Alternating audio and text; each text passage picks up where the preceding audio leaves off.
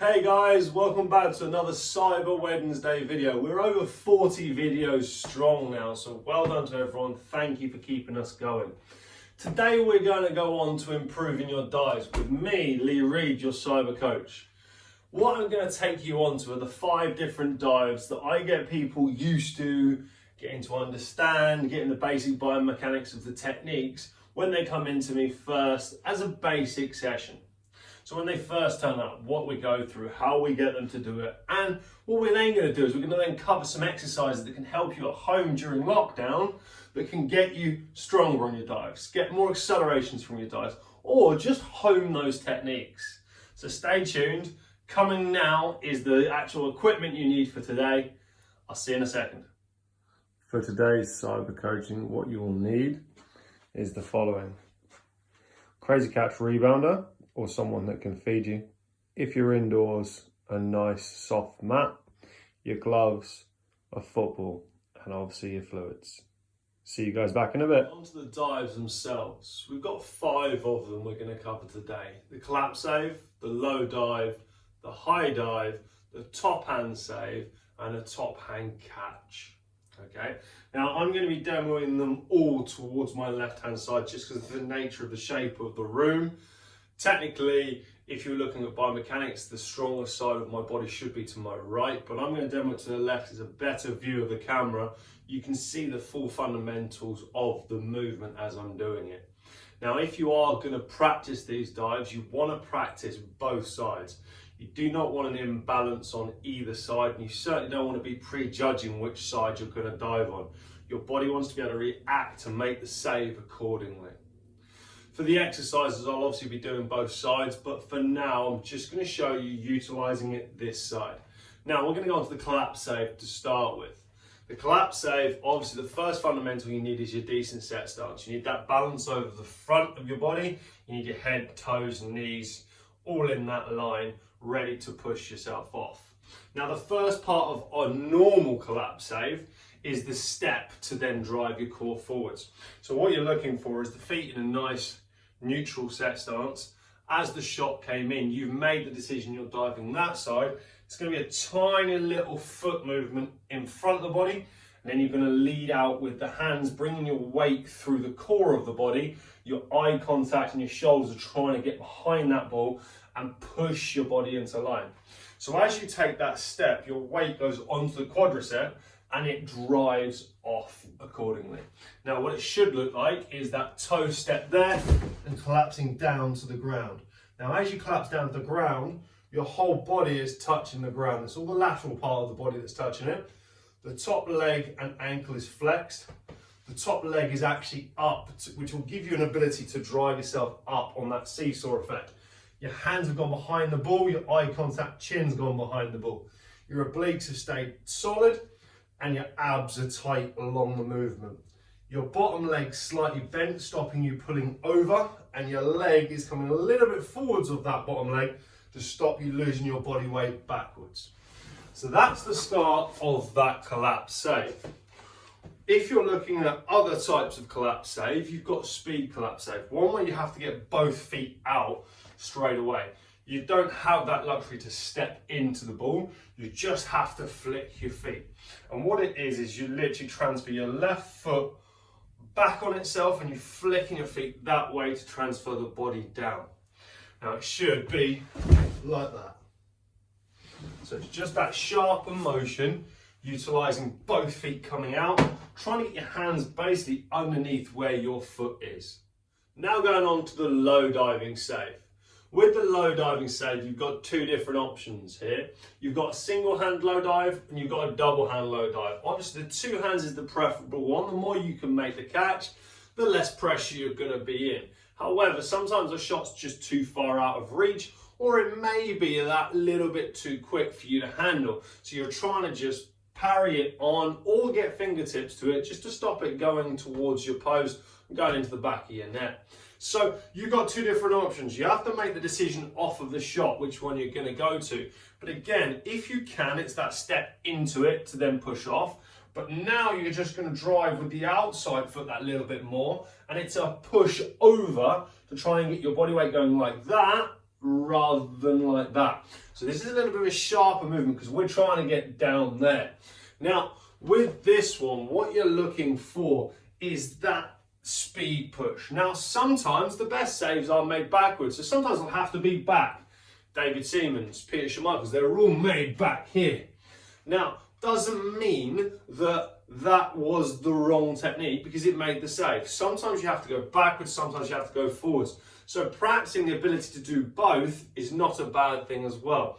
However, for this exercise, all we're going to do is just that little step and then push to go with that single hand. But instead of that massive step forwards or that tiny step forwards, you're going to step almost laterally direct. And it's just going to be a step lateral and drive down to that ball. So it should be neutral set stance, weight on the balls of your feet, step, bang, and your hand's just going to go down.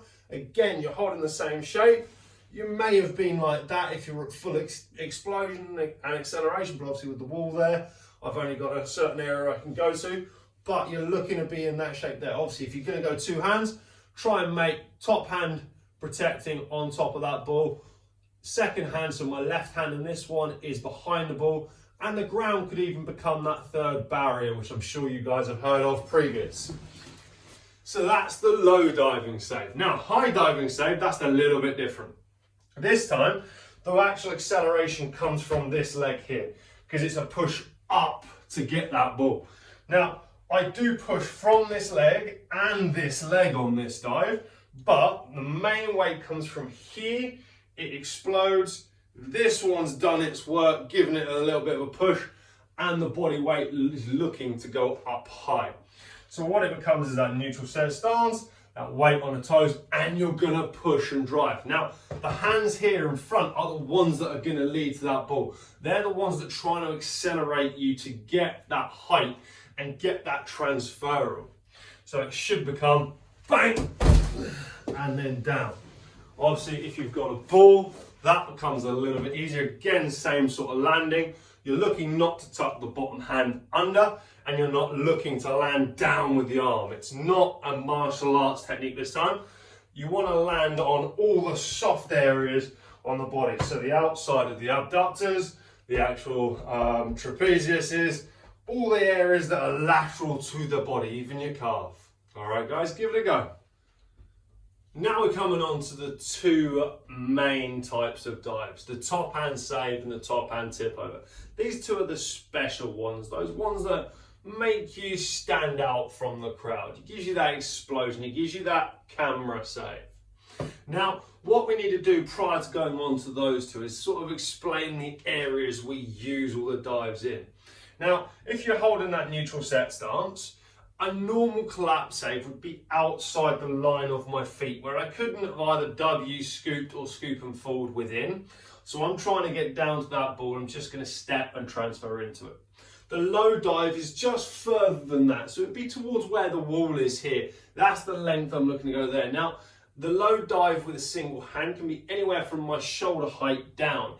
Anywhere higher, I certainly wouldn't want to be going with my outside hand. I'd want to be coming across with my top hand.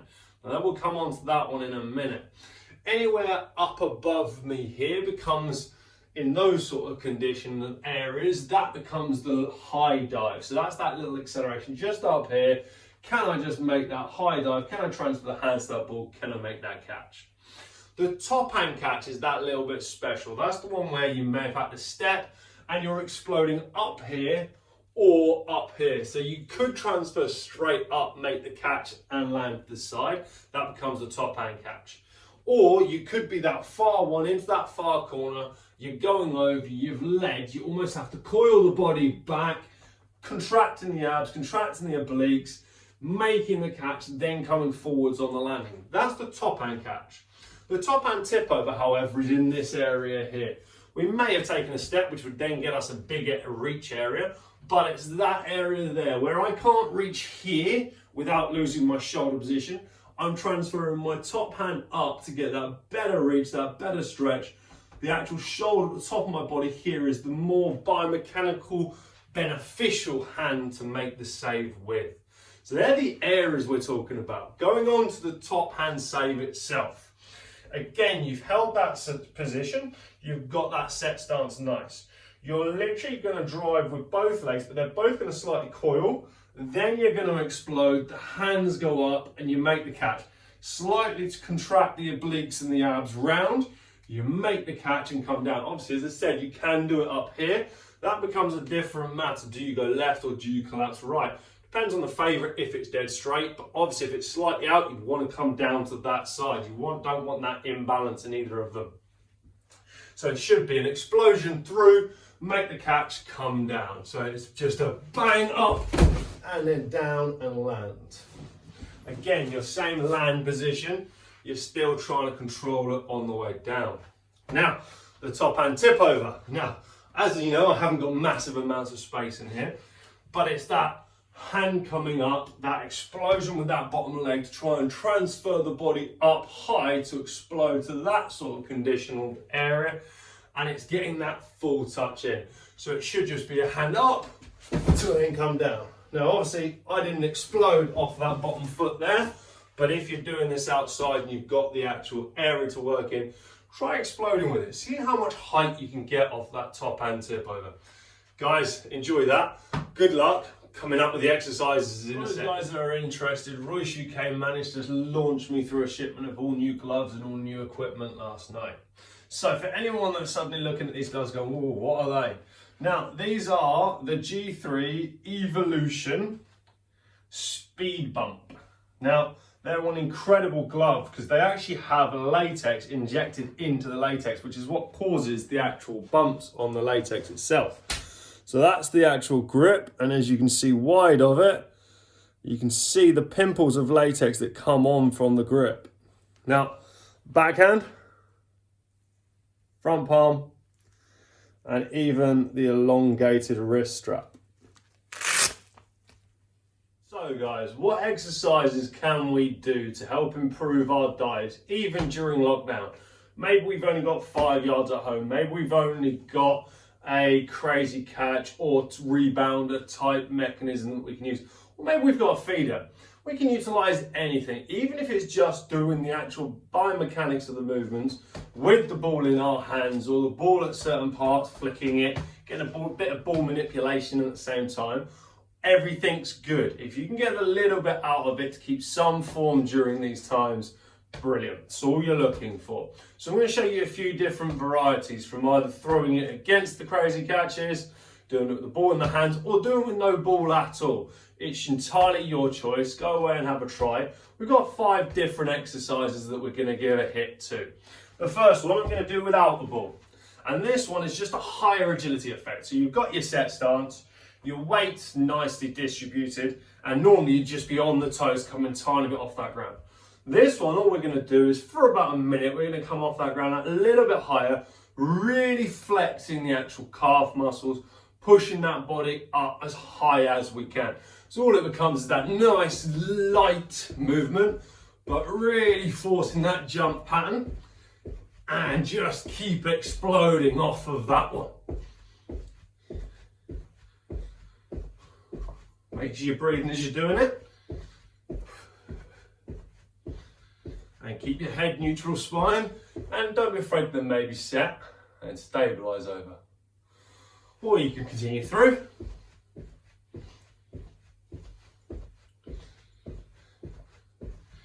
And stabilise over. The next one we could do with the ball in our hands. So we can either put it in a scoop, or we can have it up into the W. If it's in the scoop, it's more like a front squat. So what it is feet shoulder width apart, our weight's going back onto our heels, we're sitting down with our backside. We're not looking to try and come over the top with the knees shouldn't be over the top of the toes. Our body weight should be going back, and we're looking to keep the shoulders up high. And it becomes just a squat, and transfer up. Just a squat, transfer up. If you want to go for the sort of area up here, it becomes that knee elbow touch squat.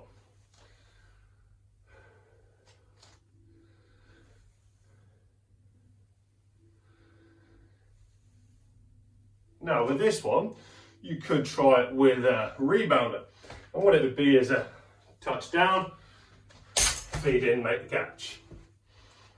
Maybe frontal, all the way down, hold a second, then make the catch. So you've got a few different options on that one. Going on to the next one, we can go sumo squat. So this time we turn the feet right out. Again, the weight's on our heels and our knees are staying to where our toes are. They're not going over the top, they're not too far back. What we're looking to try and do, keep our core tucked in, suck in at the stomach, suck in at the belly button, chest stays out, and we're going to go down into it, hold, come up. Down into it, hold, come up. Now with this one, again, you can quite easily use it as the rebounder as well. So it's down on hold, come up, make the catch. But concentrate on the two-dimensional exercise. Your first dimensional exercise is the squat. Get that perfect. Your second dimension is then the catch off of the crazy catch. Now each of those first three, the first one you want to do for about a minute. The second one, so the different squat, you want to do maybe 8 or 9 of each. The sumo squat, you're looking to do anywhere between 6 and 10. So you're just varying the actual amounts to get that little bit of explosion. Make sure your quads are working, make sure your hamstrings are contracting, and make sure your glutes are starting to fire. Now, speaking of glutes, we've got lunges. Now, you've got 2 different lunges. One, you've got a normal lunge to come over the top, or 2, you've got an explosive lunge. So it's bang, bang. Now, if you can do it with the ball in your hand and you've got a crazy catch in front of you, could be an explosive squat, feed the ball in, make the catch. Or you could just go down, feed the ball, feed the ball. So you're working on your coordination and your core at the same time as doing the movement. So there's 2 different options for you. Remember guys, this is a pause video. I'm not showing it for 5-10 minutes each one. So don't be afraid, just press pause, try it yourself, see how it goes, and then come back and do the next one. So last but not least, wide lunges. So it's like that step we do when we're going into that clap safe.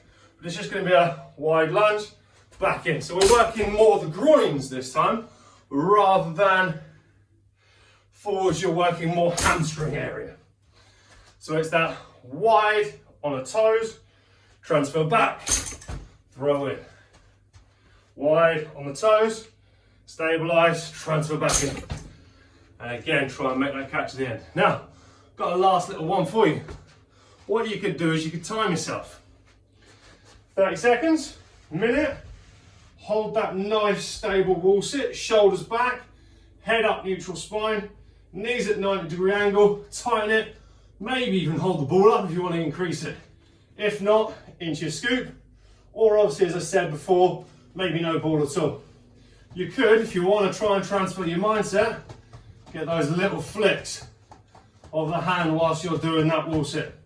Once you've done that wall sit for 30-40 seconds, come up, then make another catch. Guys, they're the exercises I've got for you today. Have a try of them. Make sure you're doing both sides whilst doing it, and I'll see you back here in a second for the cyber points. Even that superhero theme going this week, I'm in the Evolution of Superman t-shirt to end today. Now, what we're going to go for the cyber points is wall sits. Now, the wall sit is going to be done for 40 cyber points for the longest person to hold out that wall sit. Everybody else is going to pick up 10 cyber points just for trying. Get taking a video of yourself during it and post it through to me. The longest I've ever seen a wall sit done is 48 minutes by myself. I have seen it done up to about 38, 39 minutes by different players of mine. It's not easy. You have to take your mind elsewhere and you have to take your brain to a different plane and really focus through those shakes and those pains you get from the wall sit. It's not going to be easy, but I have faith in you. Good luck. Thank you for joining us today. I'll see you back here live on Friday for question and answer on goal setting. See you guys soon.